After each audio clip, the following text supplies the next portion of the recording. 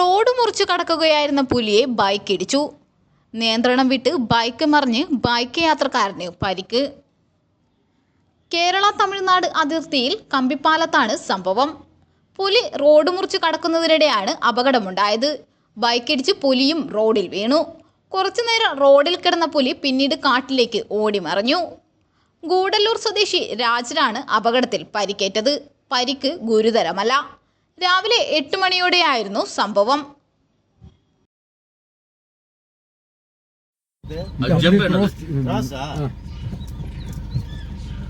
யார் கூப்பிடுறது?